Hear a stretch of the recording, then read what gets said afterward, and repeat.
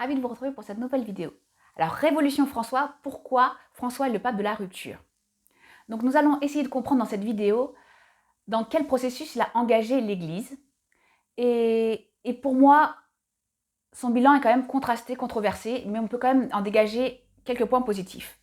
Alors le premier point positif, c'est qu'il a bousculé l'institution, l'administration romaine. Alors que pendant des siècles, le Vatican a été exclusivement une petite cité interdite masculine, avec des prêtres, des évêques, des cardinaux, des gardes-sus et des appariteurs, l'administration de la curie compte désormais plusieurs femmes occupant des postes à responsabilité. Donc là, c'est quand même une révolution, parce qu'avant, il y avait vraiment que des hommes. Il y avait même une vaticaniste, une journaliste femme qui témoignait, qui disait que c'est vrai que ça la gênait beaucoup quand elle essayait d'avoir des infos, finalement, d'entrer dans cette petite cité interdite où il n'y avait que des hommes. Et là, finalement, il a quand même, le pape François a insufflé un souffle nouveau, parce que quand même, il y a des femmes. Donc maintenant, c'est moins exclusivement masculin. Donc ça, pour moi, c'est positif. Parce que comme ça l'Église reflète un peu la société, si vous voulez. Hein. Il n'y a pas que des hommes dans une société, évidemment. Ensuite, le mode de gouvernance a été également renouvelé avec le recours à une tradition oubliée, le synode. Donc le synode, c'est une convocation d'une assemblée pour délibérer sur des questions d'actualité. Donc si vous voulez, il a instauré un débat plus ouvert qui associe largement le peuple de Dieu, vous voyez, alors qu'avant c'était vraiment les évêques, les cardinaux entre eux, et justement cette vaticaniste témoignait que c'était tellement, on s'endormait tellement que les évêques et les cardinaux, ils n'osaient pas dire un mot plus haut que l'autre, et ils n'osaient pas dire, euh, ils n'avaient pas d'initiative, si vous voulez, ils attendaient que le pape parle pour ensuite avaliser ou pas ce que disait le pape, mais il n'y avait pas de débat, vous voyez. Donc ça, c'est un point positif qui est un peu un débat permanent qui s'est instauré au Vatican. Le problème, c'est que dans la pratique, ce débat permanent, à part un peu, avoir permis de soulever quelques critiques vis-à-vis du pape, si vous voulez, ou même beaucoup, ce débat permanent a, si vous voulez, abouti à très peu de mesures concrètes et de directives précises. Si vous voulez, c'est une montagne qui a accouché d'une souris. Donc tout le monde s'est agité, on a beaucoup parlé, mais rien n'en est sorti, vous voyez. Donc ça, c'est quand même un peu problématique.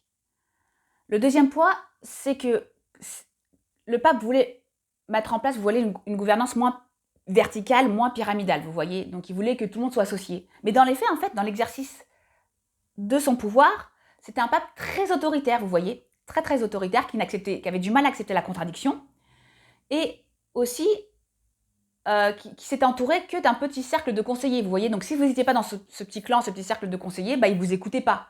Donc c'était un peu, je veux dire, contradictoire et un peu paradoxal par rapport au synode, à l'ouverture aux autres. Et finalement, lui, dans l'exercice pratique de son pouvoir, il était très autoritaire et finalement, il ne se fiait qu'à son petit cercle de proches, quoi, vous voyez.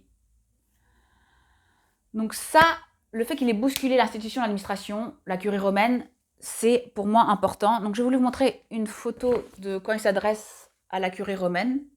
Je la trouve assez significative, cette photo. Vous voyez. Donc ça, c'est le point positif. Alors après, pour moi, c'est quand même plus complexe. Son héritage et son bilan est quand même plus problématique parce que, comme je vous dis, il s'est érigé comme le pape d'une église universelle, coupé de ses racines. C'est-à-dire que le rôle d'un pape est de continuer fidèlement l'œuvre de ses prédécesseurs et de perpétuer la tradition bimillénaire de l'Église, vous voyez. Et en fait, le problème avec ce pape François, c'est que dès le départ, mais c'est dès le début, il a pris ses distances avec le pape Benoît XVI. Vraiment, il était en rupture totale avec lui. Il a tout de suite pris ses distances. Donc, la continuité avec les prédécesseurs, Jean-Paul II, Benoît XVI, en fait, ça ne s'est pas vraiment vu, quoi, vous voyez. Donc ça, c'est le premier point. Parce qu'en fait, pour lui, l'Église européenne n'existe plus. Le berceau culturel chrétien européen n'existe plus. C'est vraiment un pape du Nouveau Monde. Le pape François est un pape argentin, il ne faut jamais l'oublier. C'est un pape du Nouveau Monde. Et pour lui, l'avenir de l'Église, tous les enjeux et la régénération de l'Église se situent dans le Sud, vous voyez. Plus en Europe, mais dans le Sud, Afrique du Sud, Amérique, etc. Donc pour lui, il n'y a pas de tradition à perpétuer, si vous voulez, parce que l'Église européenne n'existe pas, donc on fait table rase du passé, et on n'est que centré sur le Sud, vous voyez. Bon, c'est paradoxal parce que quand même le pape s'appelle l'évêque de Rome, il aurait dû quand même un peu se souvenir qu'il s'appelait aussi l'évêque de Rome, quand même. Mais voilà, donc lui, la tradition, ça n'existe plus. Et en fait, c'est vrai que ça commence par la forme, parce que dès le début, en fait, le pape François a refusé de porter les mules rouges papales. Donc il s'est tout de suite inscrit en rupture avec la tradition, comme je vous disais, bimillénaire. Alors que le rôle d'un pape, c'est quand même de la perpétuer aussi. Et donc, donc il a voulu absolument porter ses vieux godillots noirs, pas toujours cirés, et vraiment, il a rompu avec cette tradition. Alors que quand même, ce qu'il faut savoir, c'est qu'en Italie, donc nous on ne le sait pas en tant que Français, mais en Italie, ce qu'il faut savoir, c'est que le choix des mules rouges, ça fait l'objet vraiment d'une effervescence économique et médiatique en Italie. On se demande quelle entreprise, quel artisan va être choisi, quel rouge va être choisi, la souplesse du cuir, etc. Vous voyez, c'est comme, je sais pas, peut-être comme Saint-Rémo, vous savez, la fameuse le concours de chant italien. Donc ça fait toute une histoire, c'est un peu traditionnel chez les Italiens.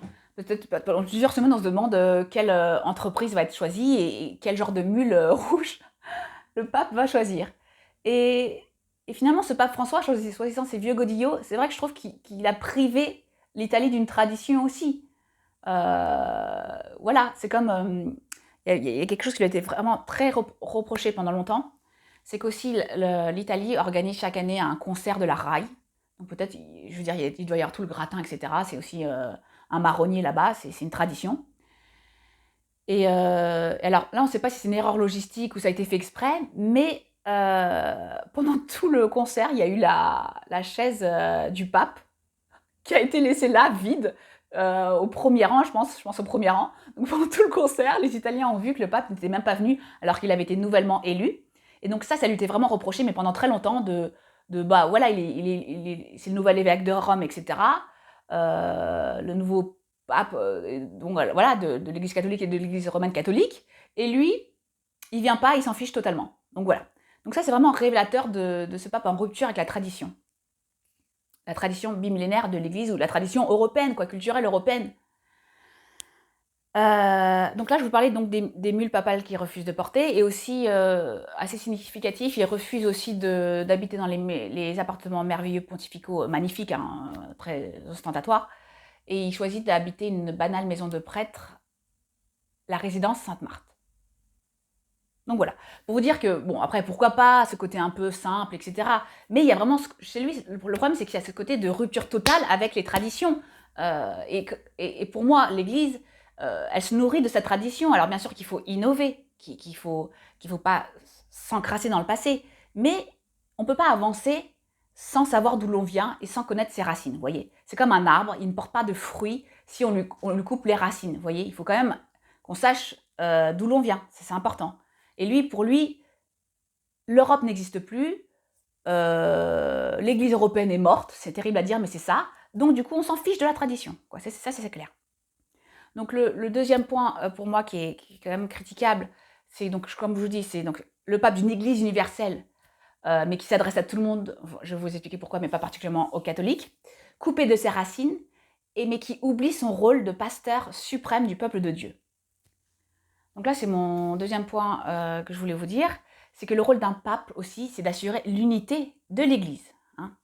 Alors que, comme je vous disais, les catholiques sont en mal d'identité, malmenés et déboussolés par une société déchristianisée, qui a perdu tout lien avec le christianisme, qui est complètement sécularisé, lui, le pape, il décide délibérément de ne pas s'adresser à ces catholiques, en plus particulièrement ces catholiques occidentaux, et il se tourne, donc son audience privilégiée, son cœur de cible, lui, il préfère se tourner vers les périphéries, vraiment vers des pays hyper lointains, que l'on ne sait même pas que ces lieux existent. Ou alors, il s'adresse à des petites communautés dans des pays, je crois en Birmanie, etc., qui sont des petites cellules chrétiennes. Mais vous voyez, complètement périphériques. Non mais pourquoi pas, mais je veux dire, voilà. Donc il s'adresse quand même surtout aux périphéries, je veux dire, aux migrants, aux réfugiés qui sont pour la plupart non chrétiens. C'est ça qu'il faut pas oublier. Parce que par exemple, même en avril 2016, il était reparti de l'île grecque de Lesbos avec 3 familles syriennes musulmanes. Et donc ça lui a été vraiment ouvertement reproché parce qu'il n'avait pas choisi naturellement des familles chrétiennes, vous voyez. Donc ça lui a été reproché, mais bon, il s'en fichait quand même. Donc bon, ça lui était reproché, il s'en fichait. Bon.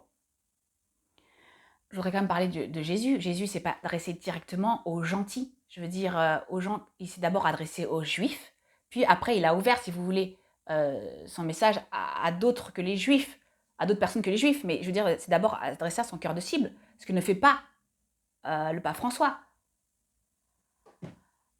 Je voulais aussi terminer avec le fait qu'aussi, quand il en a cure de l'unité de l'Église, c'est quand, par exemple, il crispe davantage le milieu traditionnaliste avec son motu proprio, en fait, qui est un décret papal de 2021 qui s'appelle Traditionis Custodes, qui en fait, ce motu proprio précise qu'il n'existe plus officiellement qu'un seul rite romain, vous voyez, si vous voyez, et il abolit, comment on dit, il décrète que les messes tridentines, vous savez, les messes avec l'ancien rite romain et donc en latin, ne pourront plus être dites dans les églises paroissiales.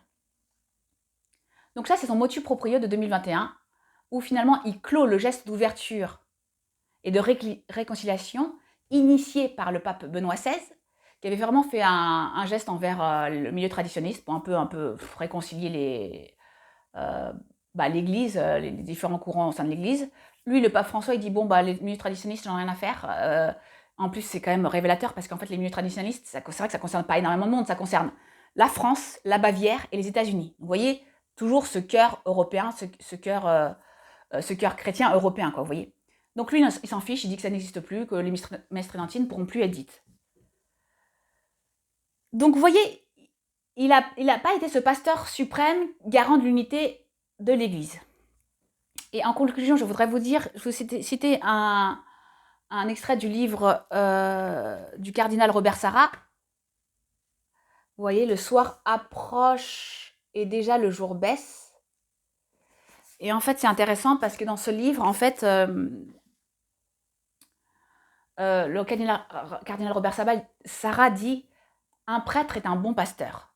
Il n'est pas là pour s'investir prioritairement en faveur de la justice sociale, de la démocratie, de l'écologie et des droits de l'homme. » Et en fait, c'est un peu ce que a fait, je trouve, le pape François. Il était sur l'écologie, il était sur les migrants, il était engagé sur pas mal de plans diplomatiques, etc. Vous voyez ?